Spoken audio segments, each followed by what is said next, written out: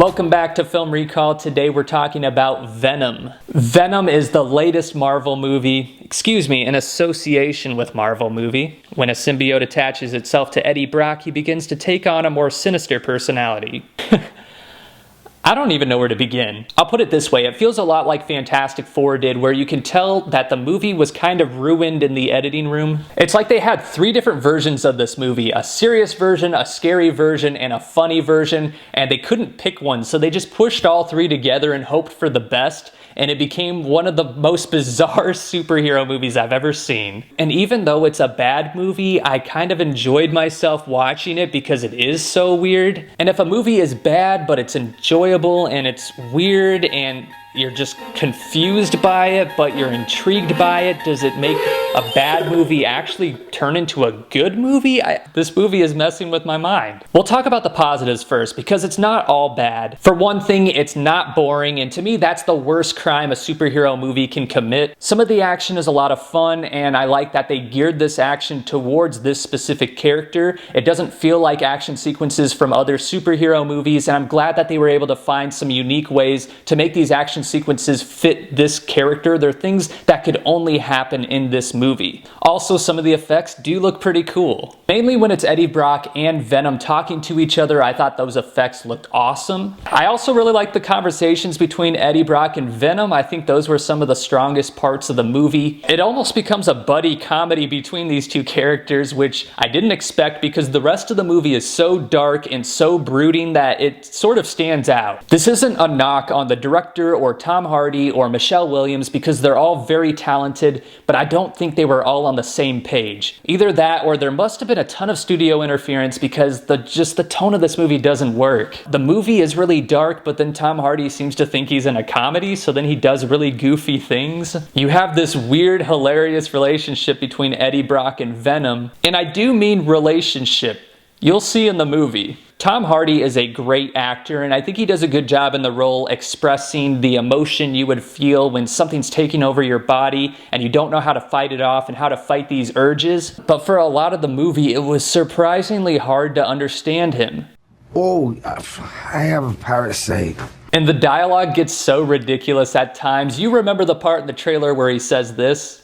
Like a bird in the wind.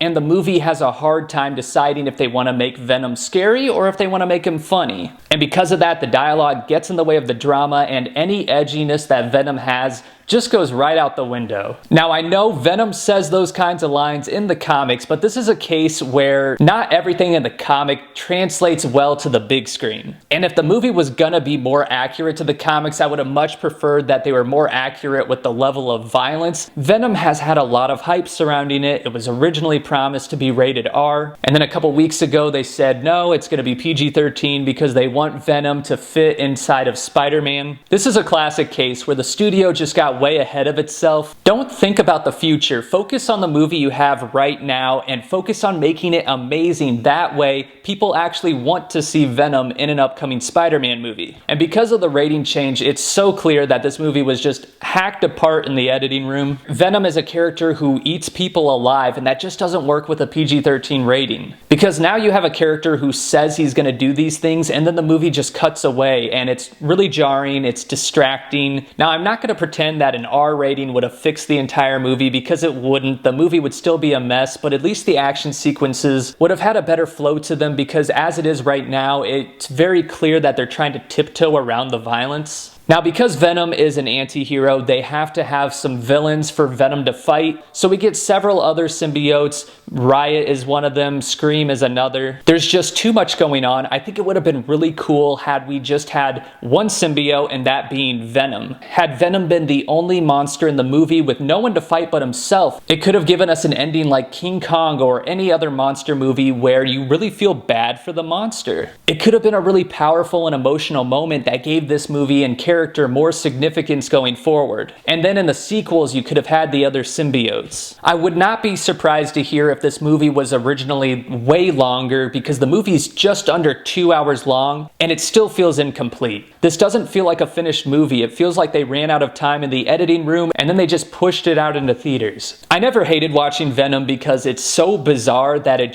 has to be seen to be believed. I can't explain it without spoiling the movie, but a lot of the fans are going to be disappointed. I actually like the Spider-Man 3 version of Venom better, and that's saying a lot. If you have a group of people to see this movie with, that's the best way to watch Venom. I'm going to give Venom a 4 out of 10. Are there any superhero movies that you thought were bad, but you still kind of liked watching it in a weird way? Thanks for watching, and if you're new to the channel, you can subscribe for more movie reviews every week.